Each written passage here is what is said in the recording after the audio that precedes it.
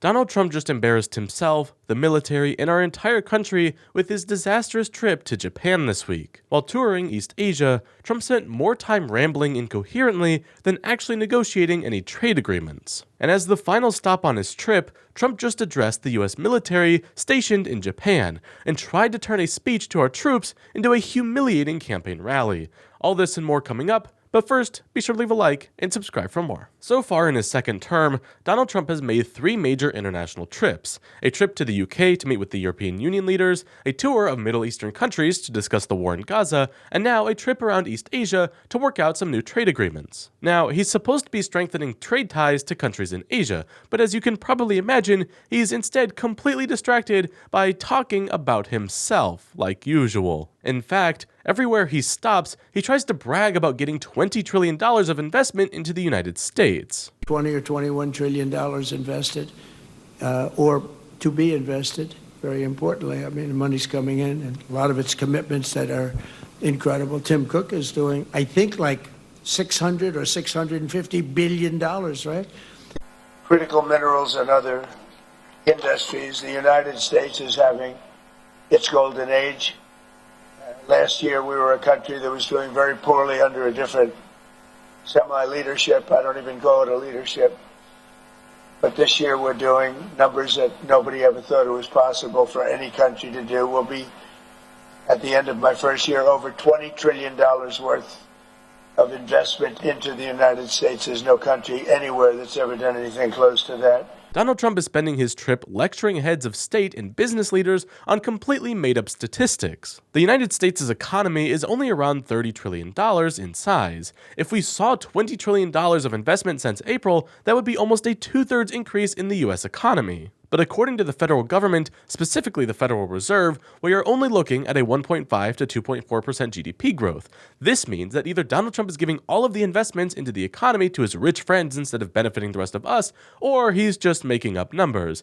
And honestly, it's probably a little of both. But beyond bragging about made-up investments, Donald Trump also took every opportunity to brag about himself and how great he thinks he is. At one point, he even drones on and on to a room full of Japanese businessmen about how much he loved the 2024 election campaign. And it's funny, because who in that room really knew or cared about what he was even talking about? And honestly, if you had another, like Kamala, I don't know where the hell she came from, but if you had Kamala, I was right.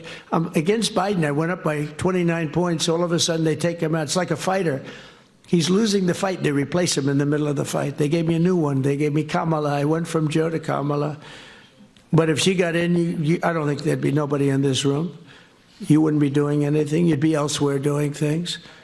And wouldn't be the same. But you have a great partner now in the United States. Donald Trump can lie about how much he's helping the economy, but if this is what he's doing on foreign trips, then he isn't really achieving much of anything. Real Americans are suffering at home while he goes on trips to just talk about himself. For example, Trump has announced that a big part of his negotiations with the Japanese was to get them to buy American cars, specifically the Ford F-150. Now, I don't know how the Japanese government can make people want to buy pickup trucks all of a sudden, but does this even really matter? Instead of negotiating to sell trucks, why isn't Trump trying to help our farmers sell their crops that have been abandoned by his trade war with China? It's very obvious that we've got another Republican who's all hat and no cattle. And unfortunately, they think that they can buy their calluses, but, you have to earn them. And the American people know that, and they can see through it. China bought more than half of the U.S.-grown soybeans in 2023 and 2024. Tell us what this has been like. Their boycott, how has it affected your day-to-day business? Well, Steph, one thing I really appreciate your show is that you understand markets. And right now we're sitting on 1 billion bushels that don't have a home. That's about 25% of our market right now. And what I'm really concerned about is 2026. And if we don't get these bushels sold, we're really looking at economic disaster in 2026. The farmers who voted for Trump are watching their businesses get pushed to the brink of collapse, but don't worry, we might be selling more F-150s soon. Nothing about Trump's plans for international trade make any sense at all, and if the diplomatic side of his trips weren't odd enough, the way he finishes up his tour was even worse. Just today, Donald Trump met with troops stationed in Japan, and I don't know what the point of this speech was supposed to be, but as you can imagine, it quickly derailed into more Trump insanity. It started off, though, with a speech from Pete Hegseth, who decided to give our soldiers a lecture on diversity. previous administration or iterations of administrations, there was a phrase, it's the dumbest phrase in military history. And that phrase is, our diversity is our strength. You see, I look out at this crowd and I see a lot of diverse faces. A lot of faces, black, brown, white, and otherwise. From small towns, from big cities, rich, poor.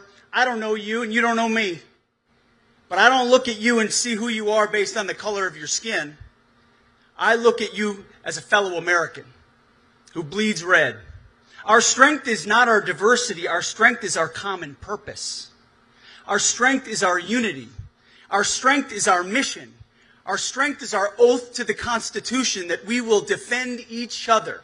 And that insane bit was then followed up by Trump, who immediately took to the stage to once again brag about his made-up achievements. And as you know, and I said before, I ended 8 wars in 8 months, the most of any president in history. No president that we know has ever ended any war. A lot of them go into wars. But I was campaigning 1 year ago, and look at all the things that we've done since this unbelievable day, November 5th. That's when it all changed. When we won on November 5th, it all changed, and we went from a country that wasn't respected and a lot of people that had no spirit. That includes joining the police, the fire departments. They didn't want to join. After that, they started joining, and it seems like 10 years ago, not less than a year. Think of it, less than a year ago, I was campaigning.